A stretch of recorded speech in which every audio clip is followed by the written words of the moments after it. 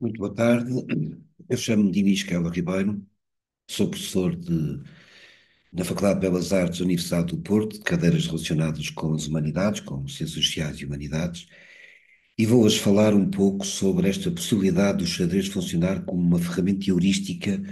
para refletir sobre a arte, cultura e sociedade, e centrar-me-ei sobretudo no campo da arte na relação com a cultura e a sociedade. E o meu ponto de partida para esta reflexão é precisamente Marcel Duchamp. E porquê Duchamp? Porque Duchamp, como sabemos, foi jogador de xadrez e teve o jogo de xadrez foi algo que acompanhou toda a sua carreira artística. Para quem não sabe, o Duchamp foi xadrezista, foi um xadrezista bastante competente, ganhou um campeonato na Normandia em 1924, obteve o título de mestre nacional em 1925, participou em vários torneios internacionais, nomeadamente em Olimpíadas, representou França em 4 Olimpíadas, que no fundo são um pouco diferentes das Olimpíadas tradicionais, são jogos entre equipas nacionais. Eh, Depois de ter deixado os torneios de xadrez convencionais, dedicou-se ao xadrez por correspondência, assinou uma coluna semanal sobre xadrez num, num jornal surrealista de 1937 a 1941. E aqui vemos-lo em 1961 como capa de uma revista norte-americana, porque, como sabemos, o Duchamp era francês, mas depois pediu nacionalidade, foi viver para os Estados Unidos, pediu nacionalidade americana, acabou por ter dupla nacionalidade, e, e em 1960 deu importantes contributos para o xadrez norte-americano, arranjando fundos, tirando partido do seu capital simbólico para dinamizar o xadrez nos Estados Unidos, e isso fez com que ele depois desse uma entrevista nesta revista e fosse capa da revista Chess Life. Curiosamente, quando Duchamp morreu, vários autores que estudaram a biografia e a obra de Duchamp chamam a atenção para este pequeno pormenor caricato, em que basicamente ele, quando morreu, a notícia da sua morte foi reportada no jornal Le Figaro, jornal parisiense, na parte precisamente dedicada ao xadrez. Enquanto artista, também encontramos fortes ligações ao longo de toda a sua vida ao xadrez. Os primeiros quadros que ele faz estão relacionados com o xadrez. Estamos aqui a ver um dos primeiros quadros, 1910, que se chama precisamente A Partida de Xadrez, ou então outro, 1911. O próprio quadro no Descendo da Escada, que é um dos quadros mais emblemáticos e mais polémicos, que mais polémica na altura criou, pode também estar relacionado com o xadrez. Quem defende esta ideia é o Francis Naumann, tem vários estudos sobre Duchamp, em que defende a dada altura, tendo em consideração o momento em que o quadro foi feito e o caráter geométrico daquela figura, nomeada, e sobretudo a sua coloração bege, que de alguma maneira pode estar relacionada com a dama de um conjunto de Stoughton, que é o conjunto de peças mais conhecido no mundo do xadrez. Temos aqui outro quadro, 1912, na mesma época. A peça Grand Verre, que foi feita entre 1915 e 1923, também apanha um período em que Duchamp está muito obcecado pelo xadrez. Há cartas, já vou mostrar, em que fala sobre isso. Há autores que defendem esta ideia. Por exemplo, o Bradley Baylor dedicou uma tese de doutoramento à obra artística do Duchamp nesta relação com o xadrez, e dá muita ênfase a este quadro, a esta peça, o Grand Verre, dizendo que se nós compreendermos a iconografia do xadrez que aparece e que serviu de base para aquela peça, podemos compreender melhor a peça. Portanto, há de facto fortes indícios, e o Duchamp deixou-nos uma série de documentos a propósito desta peça, nas suas caixas, que estão de alguma maneira relacionados com o xadrez, e essa é no fundo a tese do, do Bailey. Por outro lado, como sabemos, nesta altura, como eu estava a dizer, o Duchamp escreveu cartas e foi viver, por exemplo, para a Argentina, em Buenos Aires, e nessa altura, por exemplo, escreveu uma carta ao seu amigo Walter Arensberg, em que dizia que estava completamente obcecado pelo jogo de xadrez, que não pensava em mais nada. Curiosamente, nesta altura, ele fez também um set de xadrez, que podemos ver aqui,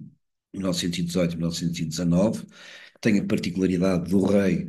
ser um bocadinho não estar ao mesmo nível da dama, ser mais baixo do que a dama, porque ele castrou, digamos assim, o rei, cortando a cruz convencional das peças de xadrez. e tem estes cavalos muito Art Deco. Depois ele também fez carimbos para poder jogar xadrez de correspondência. Estamos aqui a ver precisamente os carimbos que ele produziu para poder fazer os seus jogos. Criou logótipos a partir das suas peças de xadrez, por exemplo, a sua sociedade, a sua empresa de arte modernista, a Société Anonyme, que fundou com a Catherine Dreyer e com o Man Ray. Propôs, acabou por não ver a luz do dia, mas propôs um tabuleiro de xadrez que jogava com as cores, e que também tinha por base as peças que tinha concebido em Buenos Aires. Fez cartazes, por exemplo, estamos aqui a ver um desses cartazes. Fez, por exemplo, uma, um livro sobre xadrez em conjunto com um artista, perdão, um mestre internacional russo, Vitaly Auberstadt, em que ele trabalha sobretudo a parte gráfica e a parte do design, e o livro é particularmente interessante e estranho também, porque aborda finais de peões em que é muito importante a oposição entre os reis. Isto agora é uma coisa um bocado técnica, não vou desenvolver, mas é interessante porque é um livro muito fora de comum, muito fora do vulgar, um livro que tem um tema muito original. Fez, por exemplo, xadrez de bolso para poder acompanhar partidas, e uma vez mais podemos ver as suas peças, que ele desenvolveu para os seus carimbos, para jogar xadrez por correspondência. Mais tarde, depois transformou esta peça, por exemplo, num ready-made, acrescentando uma luva vermelho. Organizou exposições de xadrez, convidando, por exemplo, artistas para participar nesta exposição. Fez algumas peças mais enigmáticas, que está relacionado com um caso que ele na altura estava a ter com uma artista chamada Maria Sarmento, em que usa o xadrez, nomeadamente um golpe tático, para explicar o que é que está a acontecer de uma forma escondida, disfarçada, que no fundo ele deu uma forqueta, ele enquanto cavaleiro deu uma forqueta à dama e ao marido, portanto é uma forma é uma forma humorística e ao mesmo tempo inteligente de mostrar ao mundo o que é que estava a acontecer. E uma das últimas peças que ele faz em segredo, que só se descobriu mais tarde, depois de ele ter morrido, intitulada État donné, é uma peça muito enigmática, que hoje pode ser vista no Museu de Filadélfia. Para poder ser vista tem que ser observada a partir dos furos que estão na porta, mas uma vez mais encontramos, nomeadamente na documentação que ele deixou, ligações ao xadrez, porque há indicações precisas para que a peça tenha na base um tabuleiro de xadrez, que no chão seja um tabuleiro de xadrez. Por isso não é de estranhar que em 1963, quando ele fez a sua primeira grande exposição de todos os seus trabalhos nos Estados Unidos, em Pasadena, tenha usado o xadrez como centro e tenha feito uma performance, jogando uma partida de xadrez contra uma modelo nua, Eve Babbitt, eh, e performance essa que depois ficou para a história nesta famosa fotografia do Julian Wasser, de 63. Para além disso, ainda dentro do xadrez, peças mais recentes, no final da sua vida, em 65, ele moderou uma partida que tinha jogado contra o Tartakover. O Tartakover era um excelente jogador de xadrez, ele ficou muito satisfeito de ter conseguido empatar e transformou essa partida, ou seja, a folha, o registro da partida, transformou numa obra de arte. E, inclusive, transformou um tabuleiro de xadrez num ready-made, e intitulou homenagem a Caíssa. A Caíssa é a deusa do xadrez, é a deusa dos xadrezistas, e, portanto, mais uma vez é um tributo ao xadrez. A última peça é uma performance que está ligada com o xadrez. Uma das últimas aparições do Chan ocorreu no dia 5 de março de 1968. Juntou do Chan com o Cage, e com a mulher Tini do Chan, e uma série de outras pessoas e de artistas. A ideia era produzir jogos de xadrez e com aquilo produzir objetos artísticos, nomeadamente em termos visuais e sonoros. Isto hoje está registado, há um texto sobre isto. Esta peça chamou-se Reunion, foi uma reunião entre amigos, digamos assim, e foi provavelmente uma das últimas aparições do Chan. Ele morreu uns meses mais tarde, morreu em outubro. Encontramos também uma série de documentos em que ele fala desta relação do xadrez com a arte. fazendo ligações, dizendo, por exemplo, que, do ponto de vista dele, aquilo que aproxima o xadrez da arte é sobretudo o lado conceitual, comparando inclusive, por exemplo, a poemas, o que interessa são as ideias e não propriamente o lado visual. Isto é muito emblemático, digamos assim, porque de alguma maneira percebemos que o xadrez foi de facto decisivo para esta viragem da retina para o conceito que o Duchamp fez, iniciou e que depois foi acompanhado por uma série de artistas, nomeadamente, por exemplo, o Cage e muitos outros artistas das segundas vanguardas ligados às segundas, à arte mais conceitual. Ah, No campo da arte também têm existido ligações, de repercussões, digamos assim, deste gesto artístico do Duchamp, muitas vezes até para entrar em diálogo ou até para criticar. E estou a pensar, por exemplo, em algumas, por exemplo, a fotografia de Passadena, em que aparece o Duchamp a jogar contra uma mulher nua, serviu de motivo para várias intervenções mais feministas, digamos assim, criticando, por exemplo, esta que estamos aqui a ver é de 1977, em que aparece uma artista chamada Hannah Wilke no lugar de Yves Babitz, e que, de certa maneira, subverte as expectativas e introduz novas camadas de significado, ou então, por exemplo, esta peça de 2001, de Helena de Del Rivière, que é uma peça muito satírica, é uma peça que questiona precisamente o lado machista e o lado mais ideológico daquela peça, digamos, de 63, que é claramente sexista e que coloca tudo que é positivo do lado do homem e tudo que é negativo do lado da mulher. Portanto, é claramente uma fotografia favorável a Duchamp e que é posta em causa e que às vezes até é mesmo subvertida uma ponta à outra, como por exemplo nesta, nesta peça, nesta performance da Sanja Ivkovic, em que ela joga xadrez contra um historiador de arte, e que inverte completamente as posições. Ela aparece do lado direito, vestida, e o historiador aparece do lado esquerdo, despido. Mais recentemente, em 2017, precisamente para mostrar a importância que o xadrez, não só do chão, mas que o próprio xadrez tinha tido em toda a arte do século XX, o Manuel Segado apresentou na Fundação Miró uma exposição que tinha 6 partes nas quais mostrava precisamente esta forte ligação entre uma coisa e outra, entre a arte e entre o xadrez e a forma como tinha influenciado a arte. Na primeira secção chamava-se a atenção para este lado mais ligado ao divertimento e à própria ideia da pintura, e eu escolhi algumas imagens desta exposição que de alguma maneira chamam a atenção para esse lado. Por exemplo, isto é uma fotografia do primeiro campeonato espanhol feminino de xadrez em 1932, ou então esta em que se percebe realmente um grande entusiasmo em torno que o xadrez provocava nas massas. Ou então também uma peça do próprio Duchamp que tem um título chamado Trebuchet, que tem a ver com o conceito de xadrez. Na segunda parte, o xadrez e arte para o povo, e aqui para esta parte escolhi sobretudo um trabalho do Pouclé, que me parece particularmente emblemático para falar de xadrez e mostrar a relação e como o xadrez pode servir de base para pinturas, para quadros. Depois temos também tínhamos uma terceira secção ligada à parte psicanalítica e ao surrealismo, e, por exemplo, vemos aqui um trabalho do Man Ray chamado precisamente Tabuleiro Surrealista, em que aparecem uma série de figuras relevantes do surrealismo nesta forma de tabuleiro de xadrez.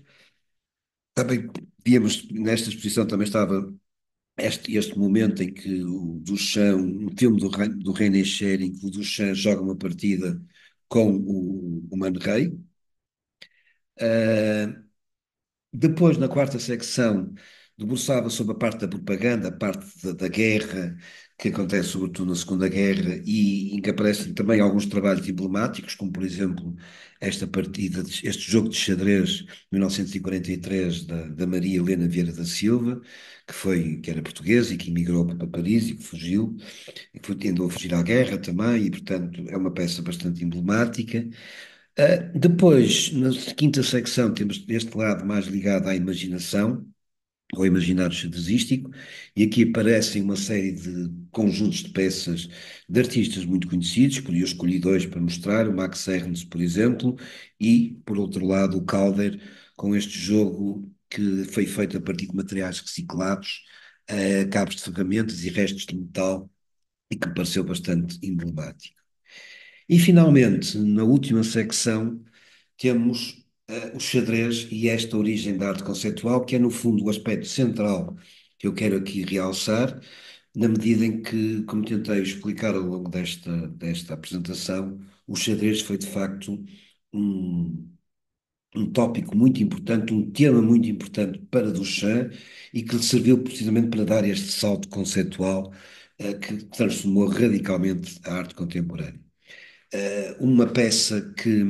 era apresentada e que me parece perfeita para concluir esta parte é precisamente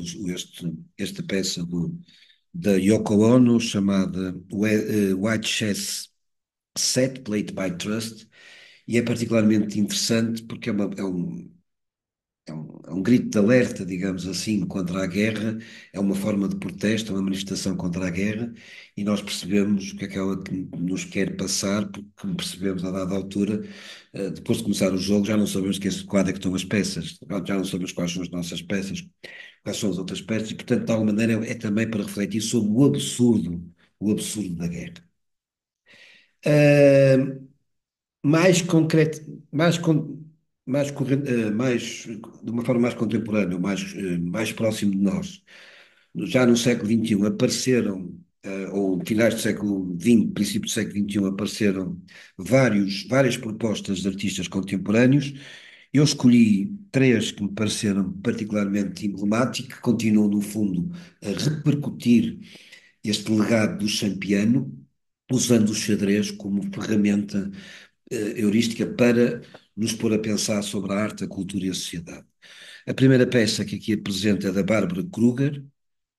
em que ela se apropria da linguagem da publicidade, que é muito típico dela, questionando estereótipos relacionados com o género e com a raça.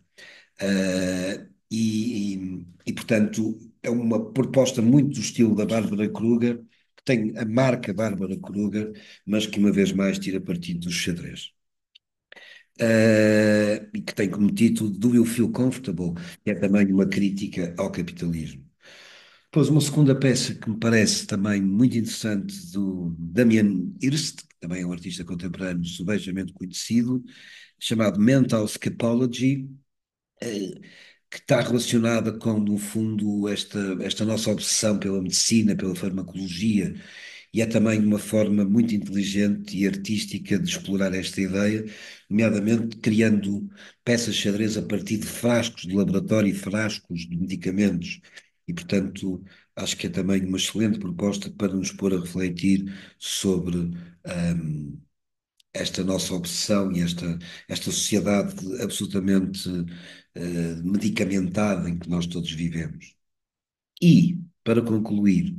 uma peça do Maurício Cattelan, que já nos tem habituado com uma série de peças muito humorísticas e satíricas. Uma das mais recentes foi uma banana, que se chamava mesmo precisamente Comedian, em que ele questiona esta divisão entre o bem e o mal, misturando referências, digamos assim. Por exemplo, no lado do bem, podemos ver em cima, temos figuras que rapidamente conhecemos, como Martin Luther King, ou Gandhi, ou até Madre Teresa de Calcutá, mas também encontramos figuras como o Che Guevara, ou então a Cicciolina, ou até o próprio, e outro aspecto interessante é o que coloca, por exemplo, Freud dos dois lados, do bem e do mal, porque sabemos que o Freud é uma figura que que pode ser tanto amada como odiada. E, portanto,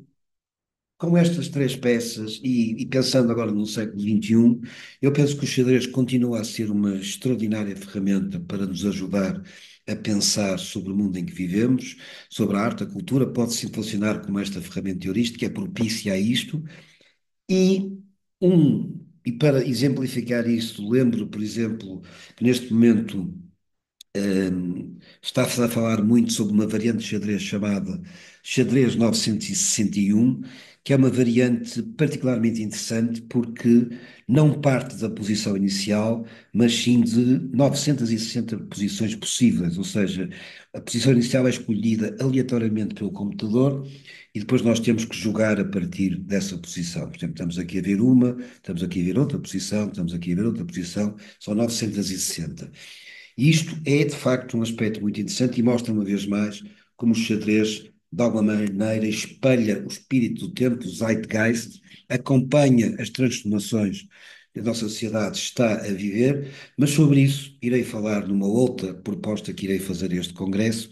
que se debruçada precisamente só sobre o xadrez 960. Muito obrigado pela vossa atenção e espero então agora pelos contributos para podermos conversar sobre esta minha proposta. Muito boa tarde e até breve.